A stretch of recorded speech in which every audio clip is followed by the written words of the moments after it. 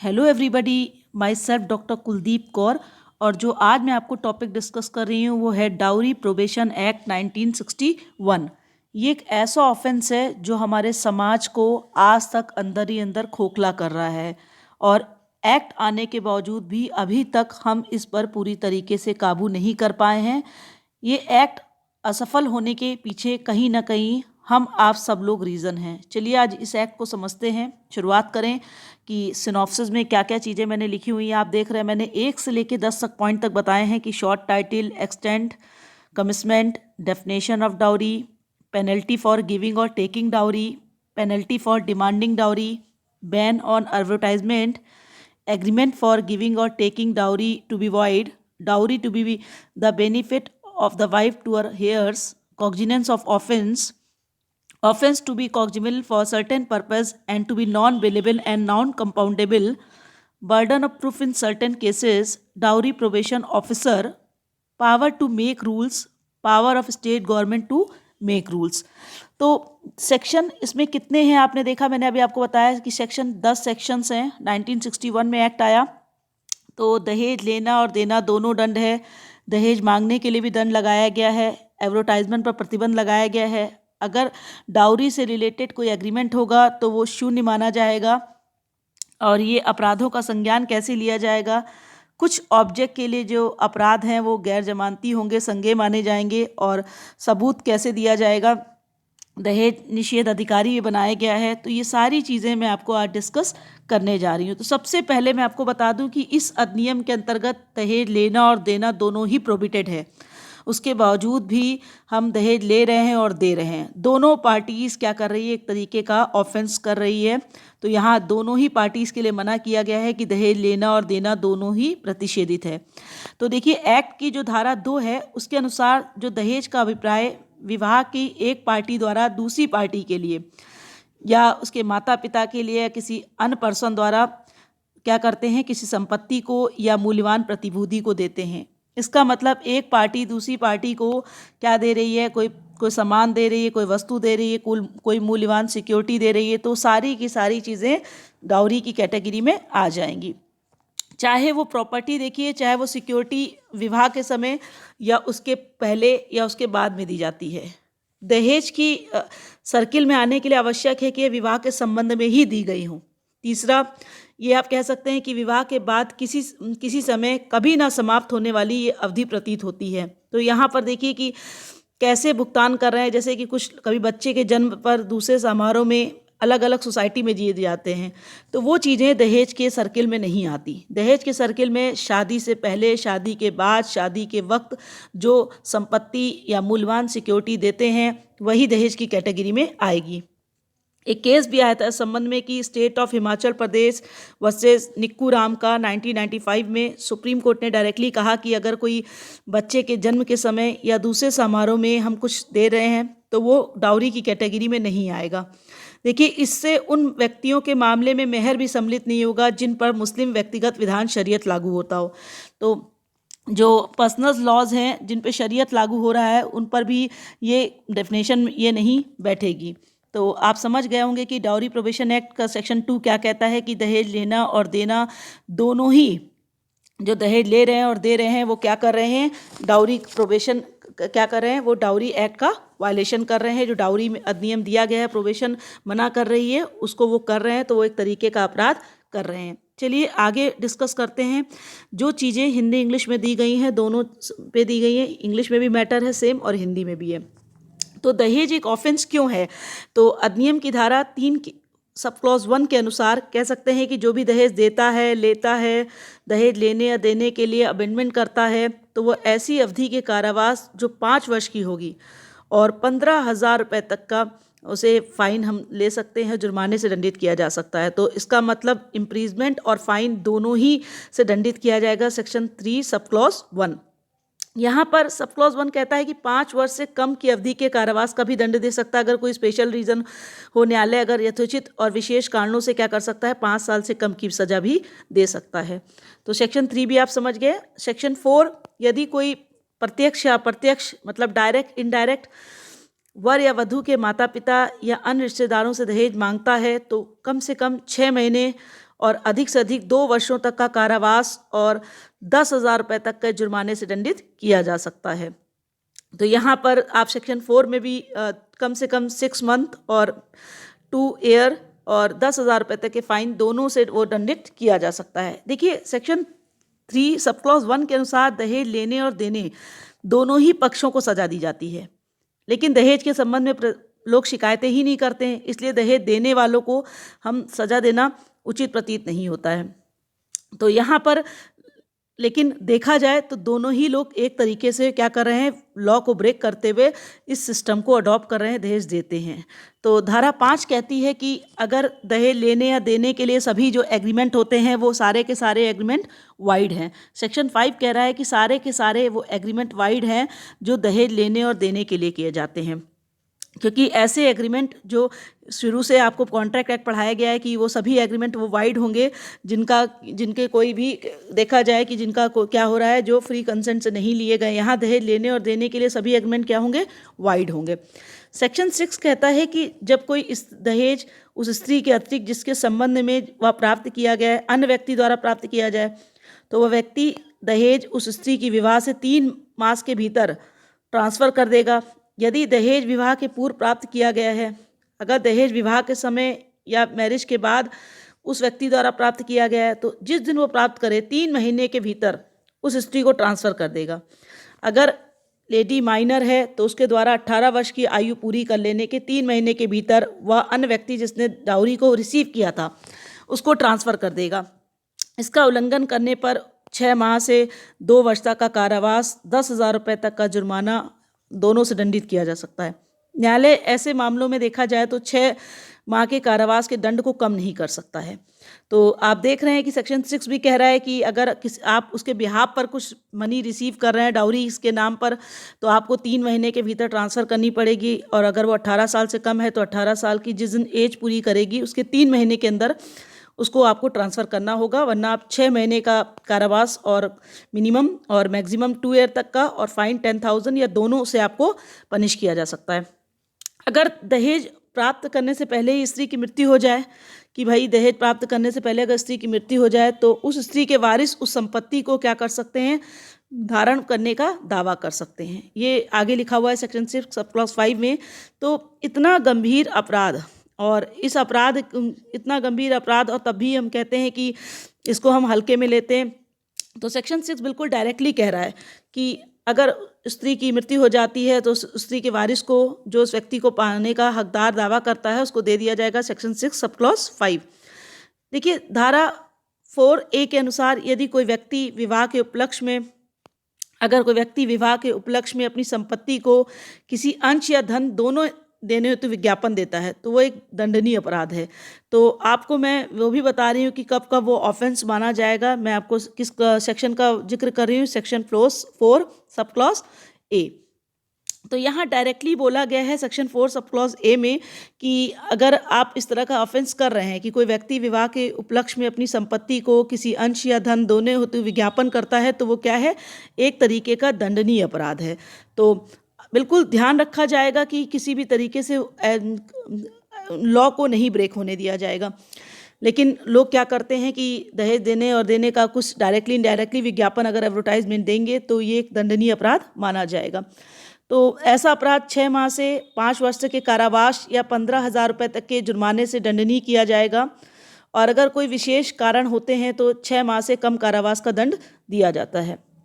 तो ऐसे मामलों में देखा जाए कि एंटीसिपेटरी बेल स्वीकृत किया जाना बिल्कुल जस्टिस के लिए खिलाफ है और अग्रिम जमानत नहीं देनी चाहिए। लेकिन अग्रिम जमानत इस मामलों में कभी कभी महत्वपूर्ण भूमिका भी निभाती है। देखिए महिलाओं के विरुद्ध जो अपराध होते हैं किसी व्यक्ति विशेष के विरुद्ध ही अपराध न होकर संपूर्ण समाज के विरुद्ध अपराध माने गए। यदि अभियुक्त की अग्रिम जमानत स्वीकार कर दी जाती है तो अभियोजन का उद्देश्य ही विफल हो जाता है। तो अग्रिम जमानत स्वीकार हो जाने से वाद का निस्तारण शीघ्र नहीं हो पाता, वाद कई वर्षों तक लंबित रहता है। पीड़ित पक्षकार क्या करता है, सीमित साधनों के कारण थककर हार स्वीकार कर लेता है। अतः जब तक दहेज का पूरा सामान वापस न हो जाए तब तक अग्रिम जमानत स्वीकार नहीं की जानी चाहिए। ऐसा कहा गया था, कब सुन लीजिए, गीता लूथरा और पिंकी आनंद ने एक पेपर पब्लिश हुआ था द पॉइनर लखनऊ में तो उसमें भी इस चीज़ को कोडिफाइड किया गया था कि अगर जब तक दहेज का सामान वापस ना हो जाए तो अग्रिम जमानत स्वीकार नहीं की जानी चाहिए। तो इसके बाद मैं आपको और डिस्कस करूंगी कि सेक्शन 7 क्या कहता है कि जो अपराध है वो असंज्ञेय है और गैर जमानती है। जो ये अपराध है वो क्या है, वो असंज्ञेय और गैर जमानती होता है। धारा 8 कहती है इस मामले में कि ये असंज्ञेय और गैर जमानती, आप याद रखेंगे। और सेक्शन 7 कहता है कि घटित होने वाले अपराधों को न्यायालय स्वयं के ज्ञान या पुलिस रिपोर्ट पर या पीड़ित पक्षकार के माता पिता या अन्य रिश्तेदार या किसी मान्यता प्राप्त कल्याण संस्था, वेलफेयर इंस्टीट्यूशन या ऑर्गेनाइजेशन द्वारा किए गए परिवाद पर संज्ञान में ले सकता है। देखिए, अगर कोई व्यक्ति जिसके खिलाफ अपराध हो रहा है वो खुद नहीं आगे आ पा रहा है तो पीड़ित पक्षकार की ओर से उसके माता पिता, रिलेटिव्स, कोई वेलफेयर ऑर्गेनाइजेशन, इंस्टीट्यूशन, कोई भी व्यक्ति क्या कर सकता है, कंप्लेन फाइल कर सकता है। और सेक्शन 6 सब क्लॉज 3 कहता है कि विवाह के बाद 7 वर्ष की अवधि के भीतर यदि अननेचुरल का रीज़न से किसी महिला की मृत्यु होती है तो पति एवं उसके परिवार के लोगों को ये साबित करना पड़ेगा कि दहेज की मांग के कारण महिला की मृत्यु नहीं हुई है। अगर किसी स्त्री की शादी को भी 7 साल पूरे नहीं हुए और 7 साल के अंदर डेथ होती है तो ससुराल वालों को ऊपर भार आ जाता है कि वो साबित करें कि दहेज की मांग के कारण महिला की मृत्यु नहीं हुई है। भारतीय साक्ष्य अधिनियम में भी धारा 114A सेक्शन 114A जोड़कर परिवर्तन किया गया। ऐसे मामलों में महिला की पूरी संपत्ति यदि वह निसंतान है तो उसके माता पिता को ट्रांसफ़र हो जाएगी, यदि उसके संतान है तो उसके संतानों को ट्रांसफ़र हो जाएगी। और ऐसे ट्रांसफ़र के पेंडिंग होने के दौरान संतानों के लिए क्या किया जाएगा, ट्रस्ट को क्रिएट कर दिया जाएगा। ऐसे प्रोविज़न होने के बावजूद भी दहेज मृत्यु के मामलों में पति का दोष सिद्ध करने का भार शिकायतकर्ता पे ही होता है। तो आत्महत्या सिद्ध करने के लिए, आत्महत्या अगर कहते हैं कि हम आत्महत्या की है उस लेडी ने, तो आत्महत्या सिद्ध करने के लिए तो परिस्थिति साक्ष्य मतलब परिस्थितियां खुद साक्ष्य दें कि मृत्यु के पूर्व पत्नी की मनोस्थिति तथा पति एवं उसके संबंधियों से बिगड़ते हुए संबंधों की ओर ध्यान देना चाहिए। भाई राजयन वर्सेस केरल सरकार और Pawan Kumar versus Haryana, Jawaharlal versus MP government 2001, इस सारे केसेस में कहा गया कि क्या करना चाहिए कि महिलाओं की मनोस्थिति पता करनी चाहिए। अगर आत्महत्या से की गई है तो किस दशाओं में की गई है, क्योंकि अभी 7 साल के अंदर अगर मृत्यु हो रही है तो वो अननेचुरल रीज़न के अंदर मानी जाएगी। मोहम्मद हुसैन और एक केस आया था आंध्र प्रदेश सरकार का, उसमें भी इसी तरीके से वर्णन किया गया था मोहम्मद हुसैन वर्सेस आंध्र प्रदेश सरकार में 2002 में कि अवधि अपीलकर्ता द्वारा किसी न किसी आधार पर मृतक को निरंतर ताने देना, तिरस्कृत करना, कष्ट देना आत्महत्या करने हेतु मेंटल क्रूअल्टी है। अगर सुप्रीम कोर्ट भी कह रहा है कि अगर किसी लेडी को हम क्या कर रहे हैं, कष्ट दे रहे हैं, इस केस में डिसाइड किया गया ताने दे रहे हैं, उसको निग्लेक्ट कर रहे हैं, तो ये माना जाएगा कि हम उसको सुसाइड करने के लिए प्रोवोक कर रहे हैं और ये एक तरीके की मेंटल क्रूअल्टी मानी जाएगी। इसी तरीके का एक केस और आया था state of Maharashtra versus Ashok Chhotelal Shukla, AIR 1997, supreme court 31111। तो इस केस में भी कहा गया था कि उच्चतम न्यायालय द्वारा कहा गया था कि यदि ससुराल वालों द्वारा मृतक के पिता को अपनी पुत्री को वापस ले जाने के लिए दबाव डाला गया, परंतु पति द्वारा क्षमा मांगने के बाद वह पुनः पति के साथ रहने के लिए चली गई। भाई पिता ने कहा कि मेरी बेटी को वापस कर दो, वो आपके साथ नहीं रह पा रही है, आप उसको परेशान कर रहे हो। लेकिन फिर से हस्बैंड ने माफ़ी मांगी और वो दोबारा अपने पति के साथ रहने के लिए चली गई तथा धन की मांग या दुर्व्यवहार नहीं किया गया तो पति को भारतीय दंड संहिता की धारा 498A के अंतर्गत उत्तरदायी नहीं ठहराया जा सकता। यहाँ साबित नहीं हो पाया तो ऐसी स्थिति में जब साबित नहीं कर पाएंगे तो हस्बैंड को लायबल नहीं बनाया जा पाएगा। फिर भी इस प्रकार के मामलों को निर्णित करने में न्यायालय को अवेयर रहना पड़ता है। हुआ क्या कि एक 11 वर्षीय बालक था राम किशोर का एक अजीबोगरीब मामला वर्ष 1997 में इलाहाबाद हाई कोर्ट के समक्ष आया, जबकि न्यायमूर्ति हैदर अब्बास रजा एवं शोभा दीक्षित की पीठ में एक लोकहित वाद की सुनवाई हो रही थी। कम दहेज मिलने के कारण अपनी पत्नी की हत्या के आरोप में राम किशोर, जो लखनऊ का था, अपने माता पिता के साथ जेल में था। उस बालक का विवाह लगभग 18 वर्षीय लड़की के साथ कर दिया गया था। पत्नी ने संभवतः इस कारण आत्महत्या कर ली थी क्योंकि उसका विवाह एक ऐसे व्यक्ति से कर दिया गया था जो कि विवाह या मैरिज रिस्पॉन्सिबिलिटी के बारे में कुछ भी नहीं जानता था। तो इस तरीके के मामलों में जब कोर्ट डिसीजन देती है तो बहुत उसको सतर्क रहना पड़ता है। यहाँ पर भी इस तरीके के केस में देखने को मिला।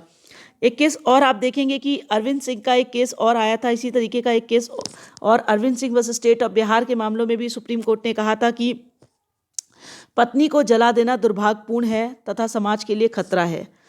ऐसे मामलों में किस प्रकार की सहानुभूति नहीं की जानी चाहिए, लेकिन इसका तात्पर्य यह नहीं कि मूल विधि को ही नज़रअंदाज कर दिया जाए। हमारे देश में जहाँ लोग ईश्वर के बाद न्यायाधीशों पर ही विश्वास करते हैं, वहाँ जन सामान्य के इस विश्वास को और सुदृढ़ करने का प्रयास करना चाहिए। देखिए, अरविंद सिंह के केस में directly, Arvind Singh versus state of Bihar के राज में डायरेक्टली कोर्ट ने कहा, 2001 का केस था, सुप्रीम कोर्ट के द्वारा डिसीजन दिया गया था कि अगर कोई पत्नी को अपनी जला दे रहा है तो ये क्या है, बहुत दुर्भाग्यपूर्ण है और ये सोसाइटी के लिए भी खतरे हैं ऐसे लोग। तो ऐसे व्यक्तियों के साथ किसी भी तरीके की मर्सी नहीं की जाएगी। और अगर यहाँ पर ईश्वर के बाद हम जजेस को गॉड के रूप में देखते हैं तो हमें जनता के विश्वास को और सुदृढ़ करना होगा और ऐसे व्यक्ति को पनिशमेंट देना ज़रूरी है।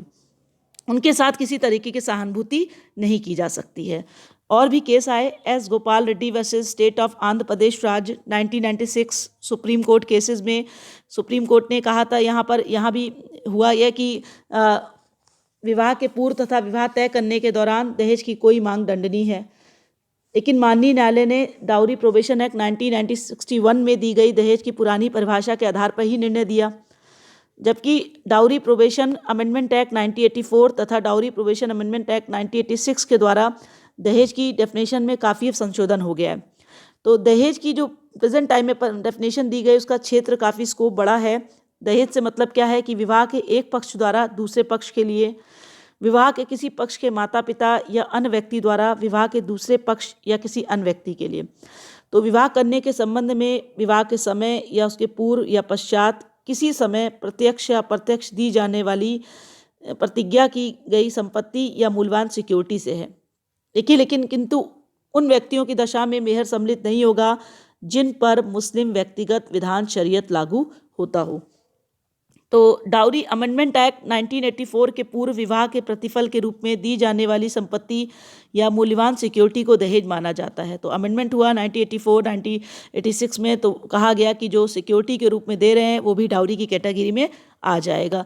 तो उस उक्त संशोधन के उपरांत किसी भी ऐसी संपत्ति या मूल्यवान सिक्योरिटी को दहेज की परिधि में रखा गया जो विवाह के संबंध में दी गई हो, चाहे विवाह के कंसिडरेशन के रूप में दी गई हो या नहीं दी गई हो।